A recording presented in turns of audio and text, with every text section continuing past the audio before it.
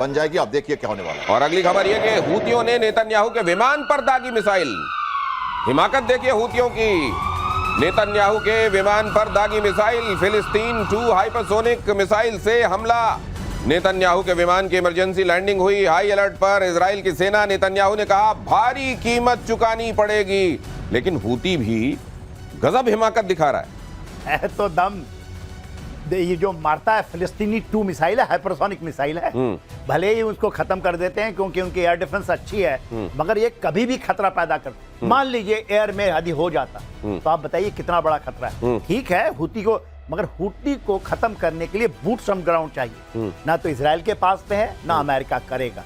तो ये तो जिंदा रहेगी। ये जो मेरा अनुसार है, आउट ऑफ जितना भी है पाकिस्तान को छोड़ करके हूती जो है, क्योंकि वहां पर आपको इतना 3 लाख लोग हैं जो यंगर हैं और सबने हाथ उठा लिया। इतनी बड़ी फौज, 3 लाख की फौज बनाई है। तो ये एयर डिफेंस से पॉइंट से समझ लीजिए, हाइपरसोनिक मिसाइल है, ये क्रूज मिसाइल है, सरफेस टू सरफेस मिसाइल है। तो ये एयरक्राफ्ट के अगेंस्ट नहीं मारा गया था, लेकिन हाँ एयर डिफेंस सिस्टम जब एक्टिवेट होगा इजराइल का और प्रधानमंत्री हवा में रहेंगे तो उनके विमान को अपने ही बुलेट से खतरा हो जाएगा। तो इसलिए उसको इमरजेंसी लैंडिंग करानी पड़ी। ये सामयिक जरूर बात थी, उसी समय हुआ, पर ये अपने लिए उन्होंने लैंड करा लिया क्योंकि उनको डिफेंस करने में उनके अपने जो मनुष्य छोड़े जाएंगे वो पेनिट्रेट कर सकते थे। तो ये इस बात पे हम कह सकते हैं, ये एक तरह से 2 and 2 टुगेदर कह रहे हैं उसको तरह से। राइट। और इधर क्या हो रहा है दूसरे वॉर फ्रंट पर? यूक्रेन पर रूस ने किया भीषण हमला। यूक्रेन पर रूस ने भीषण हमला किया। ज़ैपोरिज़िया शहर पर रूस का हमला। 100 से ज्यादा ड्रोनों से यूक्रेन पर अटैक। हमले के दौरान रूस ने 150 बम मारे। अमेरिका ने किया यूक्रेन को हथियार देने का फैसला। ट्रंप प्रशासन ने आर्म डिलीवरी को मंजूरी दी। $50 करोड़ के 2 शिपमेंट को मंजूरी। तो वो लोग जो समझ रहे थे कि अमेरिका अब यहाँ अपने नोबेल पीस को इंश्योर करने के लिए यहाँ वाकई कुछ करा देगा, कोई चमत्कार करा देगा, देखिए जरा क्या चल रहा है। और यही कहा जाता है अमेरिका के संदर्भ में कि जहां जहां चरण पड़े इनके, वहां शांति तो फिर दिखाई नहीं देती। ये तो और खतरनाक होता जा रहा है मामला। देखिए ये बात तो आप मान रहे हैं, अभी परसों भी आपने कहा था उनके रिफाइनरी पर अटैक किया, उसके पहले 800 से ड्रोन से इसने किया, पोलैंड के सीमा तक चले गए। मैंने कहा था आग हो न हो चिंगारी जलती रहने चाहिए, क्योंकि ये मारपीट चलती रहेगी। लंबी लड़ाई है, जब तक ये जमीर की लड़ाई है, जब तक वो घुटने पे आएंगे नहीं तब तक ये चलती रहेगी। तो इस कारण से ये अटैक तो हो रहा है। और प्रधानमंत्री से बात कर ली उन्होंने, हमारे प्रधानमंत्री को भी विशेष दे दिया और कहा कि आप हमारी लड़ाई रोक रहे हो। पुतिन ने भी हमारे प्रधानमंत्री से बात कर लिया। जेलेंस्की हमको भी अब कह रहे हैं कि आप भी हमको सहयोग नहीं दे रहे टैरिफ वॉर में। ठीक किया आपके पास पाकिस्तान ने, सॉरी अपने अमेरिका ने। लेकिन इन सब से हो क्या रहा है? रशिया जो चाह रहा है वो चलता जा रहा है। जब तक जेलेंस्की नहीं समझ जाएंगे अपनी बातों को, अपने बल पे लड़ना शुरू नहीं करेंगे, अपने देश के बारे में नहीं सोचेंगे और समझौते में नहीं आएंगे, तब तक ये वॉर नहीं रुकेगा, ये ड्रोन अटैक चलते रहेगा। और रूस ने दुनिया को परमाणु ताकत दिखाई। अगली खबर, रूस बेलारूस का संयुक्त युद्धाभ्यास, जिसके बारे में हमने आपको पहले भी बताया था। ज़ैपैड 2025 बेलारूस के मिन्स्क में यह सैन्य अभ्यास चल रहा है। परमाणु हथियारों के साथ रूस का युद्धाभ्यास। आर्मी यूनिफॉर्म में शामिल हुए प्रेसिडेंट पुतिन भी। भारत भी ज़ैपैड युद्धाभ्यास में शामिल हुआ। सर यहां से क्या क्या मायने निकल रहे हैं? देखिए जापान में तो हम गए हैं, ठीक है, we are not taking the side of any nation. हम वहां गए हैं क्योंकि ये एक ज्वाइंट ऑपरेशन है। 1 लाख फोर्सेस हैं और वहां जो पहुंचे हैं इसी बीच में, यही केवल नहीं कि केवल बेलारूस में हो रहा है, बेलारूस के अंदर में 400 न्यू वेपन्स का उन्होंने रक्षण किया है, वो यूनिफॉर्म बैटल फटीक के ऊपर में। इसके अलावा आप देखिए ऑर्सनिक की उन्होंने पैसिफिक में टेस्ट की और आपका जैसे बाल्टिक सी से लेकर के उसमें आपका आर्टिक तक इन्होंने कर दिया। सबमरीन्स घूम रहे हैं अमेरिका के भी।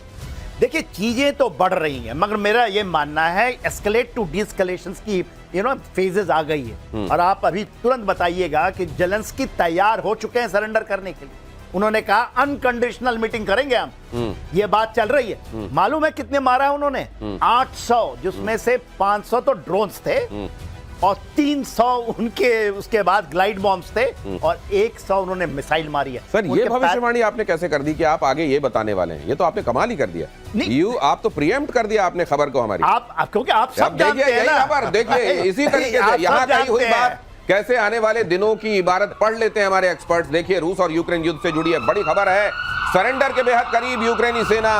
रूस ने यूक्रेन पर की ताबड़तोड़ बमबारी। पुतिन खुद दे रहे हैं रूसी सेना को निर्देश। क्या वाकई अब बहुत जल्द हम सरेंडर वाली खबर भी सुनेंगे, या असल में इस तरह के बहुत सारे मोड़ आए इस पूरे युद्ध के दौरान जब ये लगा कि शायद अब सरेंडर करीब है, लेकिन वो हुआ नहीं? क्या देखिए, जैसा आप अभी हम बात कर रहे थे इसके बारे में, मैंने कहा वो खुद जाके देख रहे हैं जेपर्ड 205 को। 300 से ज्यादा एयरक्राफ्ट, 1 लाख लोग, करीब 26 देश के लोग, ऑब्जर्वर्स, भारत भी था उधर।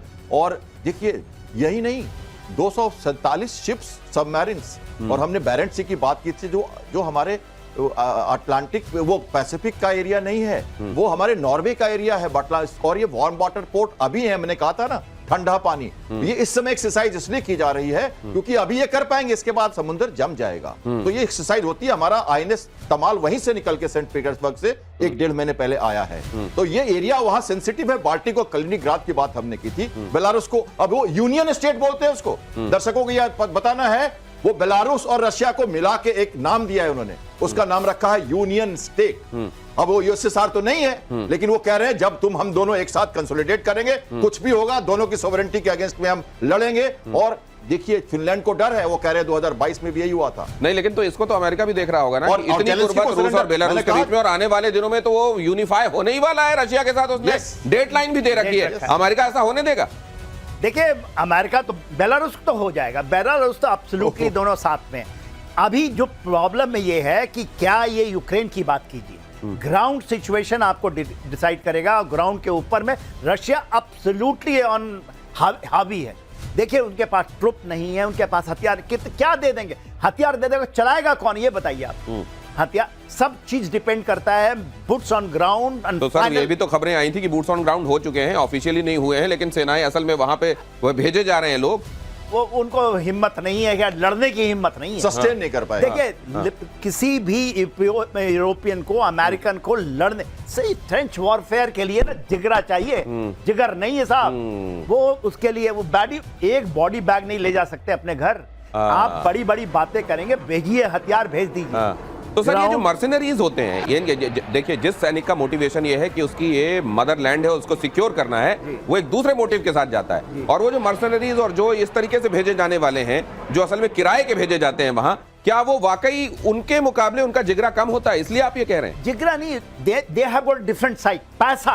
पैसा दीजिएगा तो हम पैसा के लिए तो सब जान देने के लिए तैयार है। आज पैसा ऐसा चीज है, लक्ष्मी आपको मिल जाए, यहाँ पर लोग जान देने के लिए भारत से भी पहुंच गए थे। भारत से भी गए थे, पाकिस्तान से, नेपाल से, सब गए थे। मगर जैसे गोलियां देखे सबके, एक और बात है दिनेश जी, भारत में हाथ उनके पास कोई हुर का भी नजारा नहीं है। ये कॉन्ट्रैक्ट क्लियर है, वहाँ हुर का भी नजारा नहीं है, वहाँ पे कोई इंडोक्ट्रिनेशन भी नहीं हुआ है। ये बिल्कुल ही मनी के लिए लड़ रहे हैं। क्या जिगरा होगा उनका जिगरा क्या होगा? और चीन और फिलीपींस में फिर से टेंशन बढ़ गई है। खबर देखिए, साउथ चाइना सी में दोनों के बीच में आर पार चीन फिलीपींस के जहाज टकराए।